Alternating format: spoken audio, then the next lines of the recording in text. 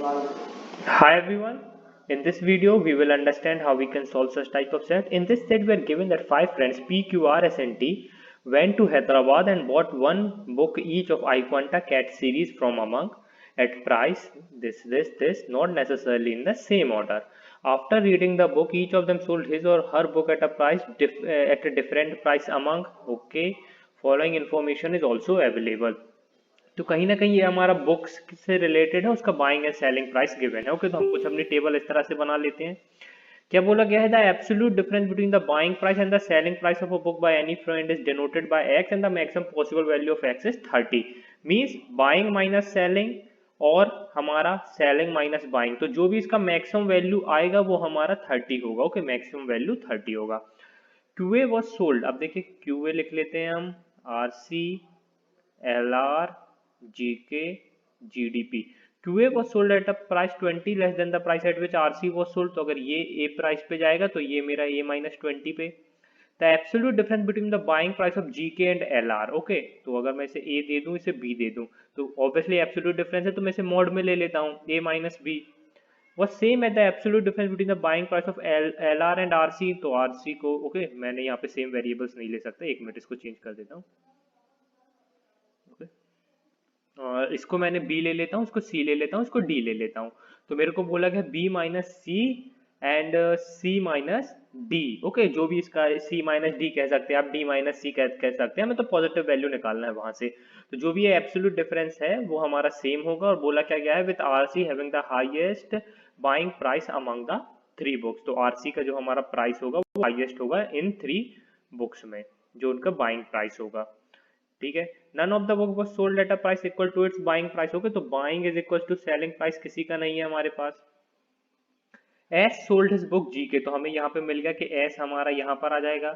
S sold his book ji K at a price that was 40 less than the price at which Q bought L R. तो मेरे को पता है Q ने क्या लिया है, एल आर लिया है।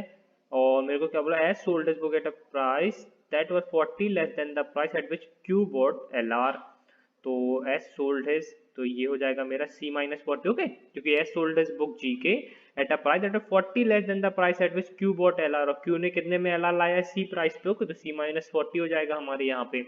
अब देखते क्या क्या हमारी पॉसिबल वैल्यूज आ सकते हैं। अगर सी को मैं 100 दूं तो सी माइनस 40 मेरा 60 होगा। तो पर देखिए सेलिंग प्राइस मेरा 60 कहीं पर नहीं है, तो ये पॉसिबल नहीं है। सी को मैं 90 दूं तो ये मेरा 50 होगा, सी माइनस 40। ओके, तो 50 and 90, yes this is possible। Okay, 50 and 90, yes this is possible। सी को अगर मैं 80 दूं तो सी माइनस 40 मेरा 40 होगा, पर सेलिंग प्राइस 40 कहीं नहीं है, तो ये पॉसिबल नहीं है। सी को मैं 70 दूं तो सी माइनस 40 मेरा 30 होगा, पर अगेन 30 कहीं नहीं है। अब 50 तो दे नहीं सकता, 50 दूंगा तो वो 10 हो जाएगा, 10 भी कहीं नहीं है। तो ओनली पॉसिबिलिटी बची कि सी की वैल्यू मेरी 90 आएगी एंड सी माइनस 40 मेरा 50 होगा।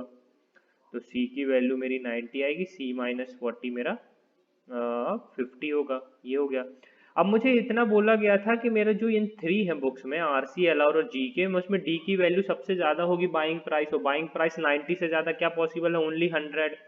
तो डी की वैल्यू मेरी 100 आ जाएगी।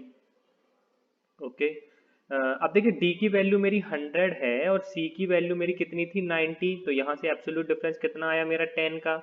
और यहाँ पे सी मेरा कितना था, 90। अब 90 माइनस बी चाहिए मुझे। ओके, तो 90 माइनस बी, आप चाहें तो आप 90 माइनस 80 करें या 90 माइनस 100 करें, आपको वैल्यू तो 10 ही मिलेगी, क्योंकि हम एब्सोल्यूट डिफरेंस ले रहे हैं। तो 100 तो पॉसिबल हो नहीं सकता, क्योंकि 100 ऑलरेडी डी को हो चुका है। तो बी की वैल्यू कितनी आएगी, 80। तो हमारे बी की वैल्यू कितनी हो जाएगी, 80। अब 80 में इसने परचेज किया, 50 में सोल्ड कर लिया, तो लॉस कितने का है इसका, -30 का। ओके, 80 में उसने परचेज किया था, पर सेल कितने में कर रहा है, 50 में, तो लॉस कितने का हुआ, -30 का। अब मैं ए की वैल्यू देखता हूँ क्या पॉसिबल है। अब ए की वैल्यू 100 होगी तो ए माइनस 20 की वैल्यू 80 होगी। Yes this is possible. अब पर देखिए ए की वैल्यू 100 नहीं हो सकती, क्योंकि मुझे फिर यहाँ पे buying price is equal to selling price आ जाएगा, तो ये पॉसिबल नहीं है। अब ए की वैल्यू 90 आएगी तो ए माइनस 20 की वैल्यू 70 आएगी। Okay, this is possible. अब ए की वैल्यू 80 आएगी तो ए माइनस 20 की वैल्यू 60 आएगी, पर 60 मेरे पास कहीं नहीं है मेरे सेलिंग प्राइस, तो ये पॉसिबल नहीं है। अब a की वैल्यू 70 आएगी तो a माइनस 20 की वैल्यू 50 आएगी, तो देखिए यहाँ पर भी 50 हो जाएगा और एक बार 50 यहाँ पर भी हो चुका है, तो ये भी पॉसिबल नहीं, और 50 तो हम a की वैल्यू ले नहीं सकते, फिर a माइनस 20 30 आ जाएगा। तो ओनली पॉसिबिलिटी बची कि यहाँ पर मेरा 90 आ जाए और यहाँ पे मेरा 70 आ जाए। अब देखिए उसने 100 में परचेज किया और 90 में सेल कर दिया, तो ऑब्वियसली लॉस होगा उसका, ओके, -10 का। अब देखिए कहाँ कहाँ मेरी वैल्यू आ सकती है। 70 तो मैं यहाँ नहीं ला सकता क्योंकि फिर buying price is equal to selling price आ जाएगा, तो 70 मेरा यहाँ आएगा, 50 यहाँ पर आएगा। अब बाइंग प्राइस उसका कितना है 50 और सेलिंग प्राइस है 70, तो यहाँ पे प्रॉफिट होगा +20 का। अब मेरे पास बचा 100 बचा मेरे पास और 80 बचा, ओके, यहाँ पर मेरा 100 बचा एंड 80 बचा, ओके। तो अब हम आ जाते हैं अपने क्वेश्चंस पर और फिर क्वेश्चंस के अकॉर्डिंग देखेंगे हमें क्या सॉल्व करना है। If P made a profit of 30, if P made a profit of 30 after selling his book, then which of the following book was bought by P? अब देखिए 30 ना ही यहाँ पर है, यहाँ पर है, ना ही यहाँ पर, ये लॉस है, ओके। हमें पर बोला गया है P made a profit of 30, तो ओनली पॉसिबिलिटी है कि जब 100 हम यहाँ पे लेंगे तो 70 में उसने परचेज किया, 100 में सोल्व कर दिया तो +30, okay. Then which of the following book was bought by P, तो हम देख सकते हैं बी ने कौन सी बुक ली थी, जीडीपी, तो हमारा आंसर क्या हो जाएगा, जीडीपी, ओके। ये हो गया हमारा आंसर।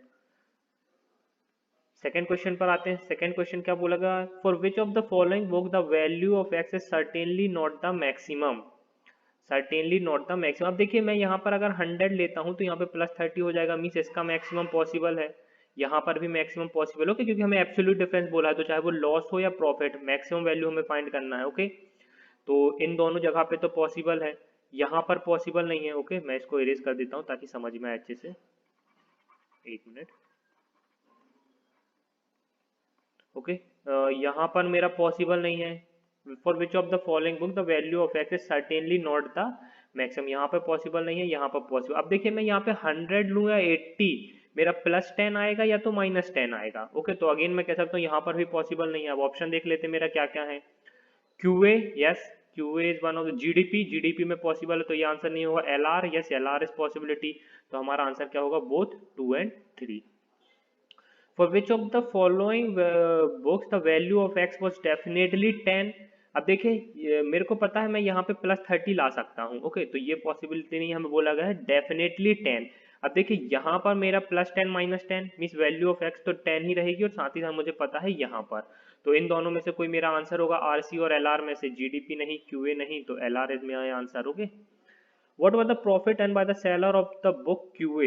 अब देखिए QA यहाँ पर है 50 में उसने परचेज किया, 70 में सोल्ड कर दिया, तो ऑब्वियसली प्रॉफिट ऑफ 20, तो मेरा आंसर कितना हो जाएगा, 20।